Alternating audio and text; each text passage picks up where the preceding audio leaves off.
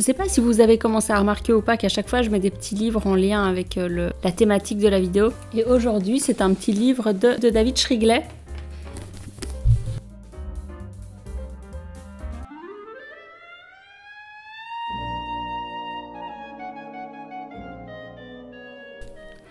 Bonjour YouTube et coucou à tous mes ex. Alors aujourd'hui on va parler de rupture amoureuse et j'avais envie d'en parler parce qu'en réalité ça fait plusieurs mois maintenant que j'accompagne des différents profils de femmes à travers leur rupture. Alors la rupture c'est le point de départ pour faire un travail sur soi-même. Je tiens à préciser, il va de soi que chaque rupture, toute rupture ne nécessite pas de faire appel à un coach ou de faire une thérapie. Il faut faire attention à ne pas toujours trop tout médicaliser parce que c'est finalement assez avilissant, assez abêtissant. Voilà, donc ne vous inventez pas des problèmes, vous en avez déjà certainement bien assez. Enfin, je rigole, mais vous comprenez ce que je veux dire par là, quoi. Il ne faut pas toujours s'inventer des problèmes là où il n'y en a pas. Mais ce qui est intéressant avec les ruptures, en réalité, c'est que c'est souvent, très souvent, l'occasion de mettre le doigt sur un dysfonctionnement interne. Parce que quand on a tendance à avoir les mêmes histoires qui nous arrivent, à être confronté au même profil d'homme ou de femme, ça dit en réalité quelque chose sur nous.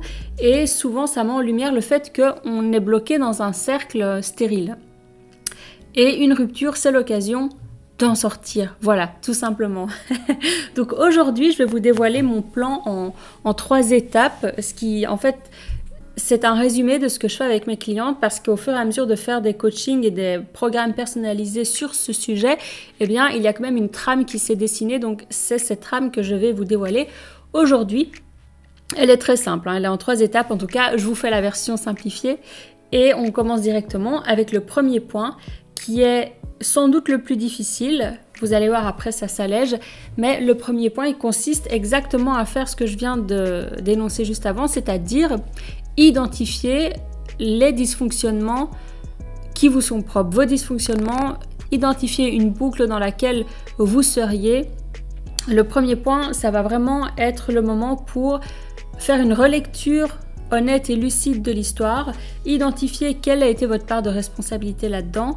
Et en fait, il n'y a qu'en ayant ce regard lucide sur les événements que vous allez pouvoir comprendre eh bien, ce qu'il s'est réellement passé. Voilà, donc ça veut dire sortir du sentiment d'injustice, ça veut dire sortir de la jalousie, ça veut dire sortir de la colère. Alors, c'est pas une mince affaire, je le conçois, mais c'est indispensable pour réussir à avoir en fait une lecture claire, honnête de ce qui s'est passé et identifier clairement ce qui n'a pas été. Et pourquoi est-ce que c'est important de faire ça? En fait, il n'y a qu'en ayant compris à quoi est-ce que ça sert? À quoi est-ce que cette souffrance a servi? À quoi est-ce que ce temps finalement perdu a servi? Il n'y a qu'en ayant compris ça que vous allez être capable de lâcher. Et de lâcher l'autre, ça veut dire en fait l'excuser, le pardonner pour ce qui a pu se passer, ce qu'il a pu vous faire. Alors pas spécialement parce qu'il le mérite, mais plutôt déjà parce que vous méritez d'être en paix, c'est la première chose. Et puis ensuite, vous excusez vous-même pour avoir permis à une telle situation de se passer. Voilà, donc ça c'est le premier point et c'est une manière de en fait clôturer la relation, mais de la clôturer d'une manière conséquente et tangible, quoi. Il suffit pas juste de dire tu as bien compris que la relation était finie. Évidemment, ce n'est pas suffisant pour passer à autre chose. Donc voilà, le premier point, c'est faire cette relecture pour comprendre en fait à quoi est-ce que tout ça a servi et être capable de laisser l'autre s'en aller et de vous pardonner vous-même. Premier point.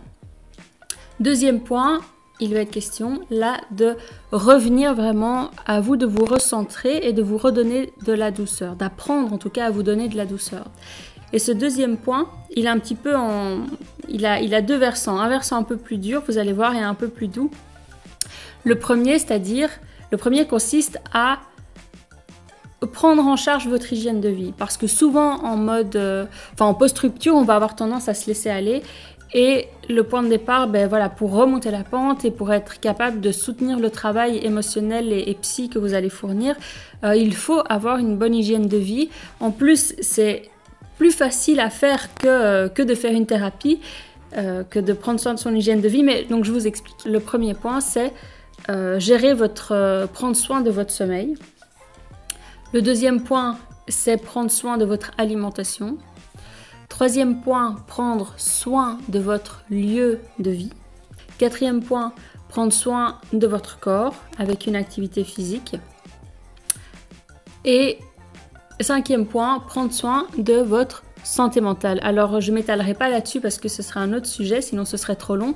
Mais voilà, ces 5 points, ça demande en fait une autodiscipline, ça demande que vous soyez capable de vous occuper de vous de la même manière, j'ai envie de dire, que vous vous occuperiez d'un enfant. Un enfant, vous allez vouloir prendre soin de lui aussi à travers des choses très pragmatiques, très basiques.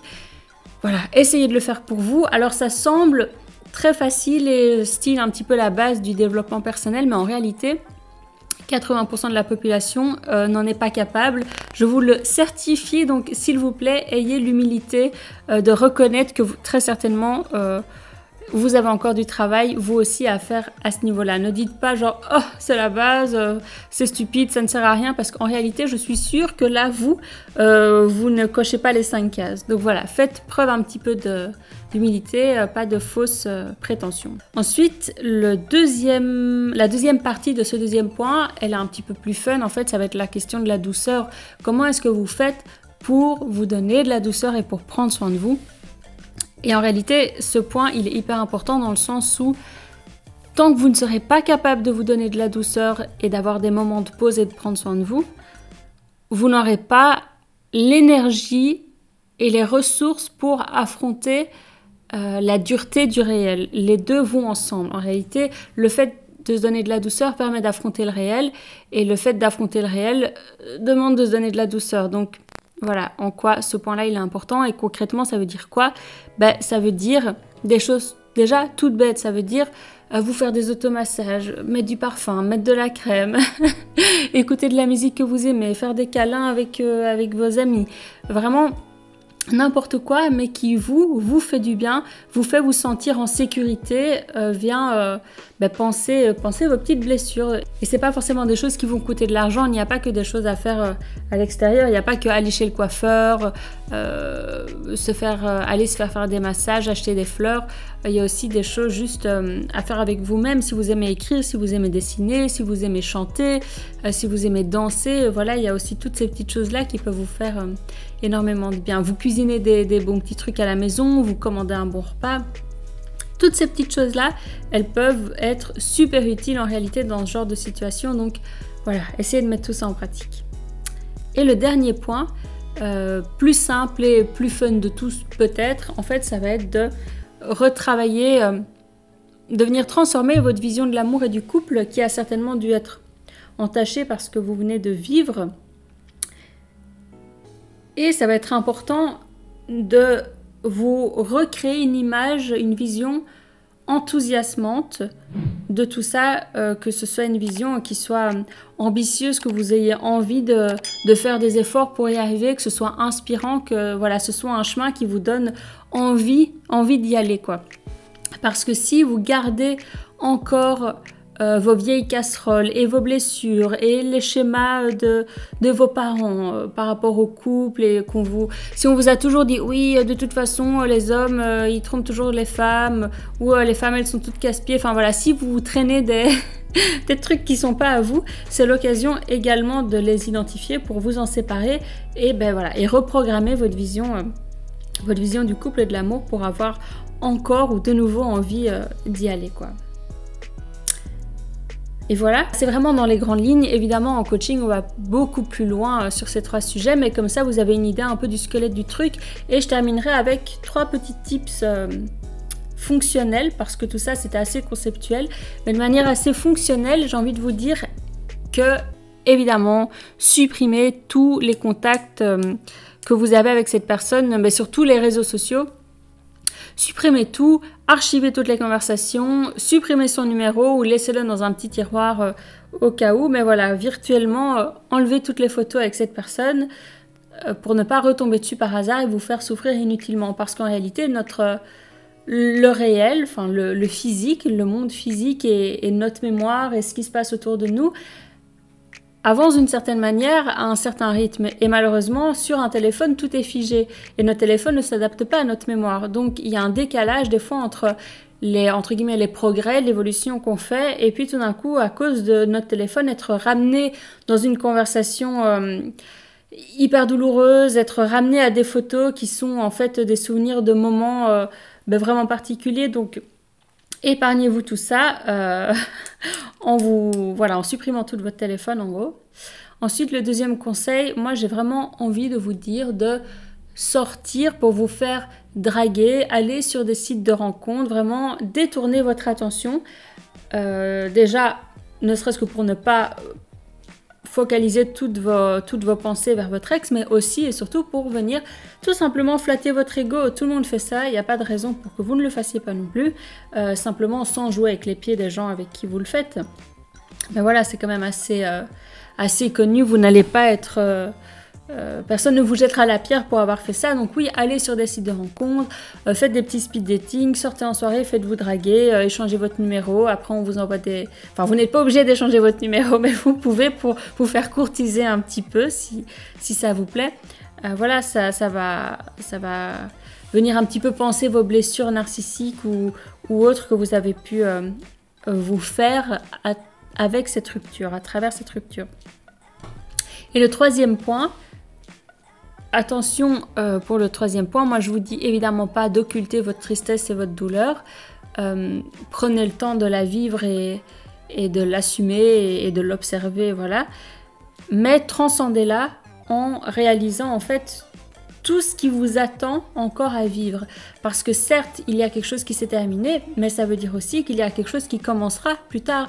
Et en fait, c'est assez grisant quand on réalise tout ce qui nous attend, c'est-à-dire la première rencontre, le premier baiser, la première fois que vous allez faire l'amour avec cette personne, la première fois que vous allez vous dire je t'aime, la première fois que vous allez partir en vacances ou des choses plus infimes, la première fois que vous allez cuisiner ensemble, que vous allez aller au cinéma, enfin toutes ces petites choses qui vous attendent et qui sont quand même un si grand bonheur, une si grande joie dans la vie.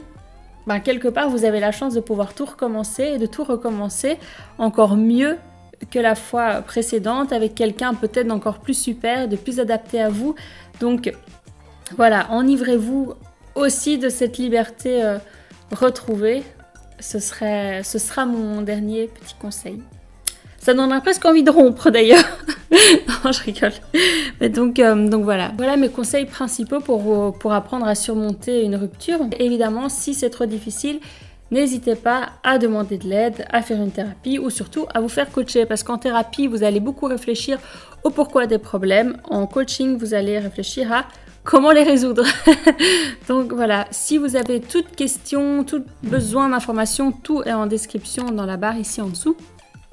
Le premier appel est toujours gratuit. Et voilà, prenez soin de vous. N'oubliez pas de vous abonner, de commenter, de partager, c'est important pour le référencement. Et aussi, mettez la petite cloche. Et voilà, là j'ai fini. Gros bisous YouTube et bisous à tous mes ex.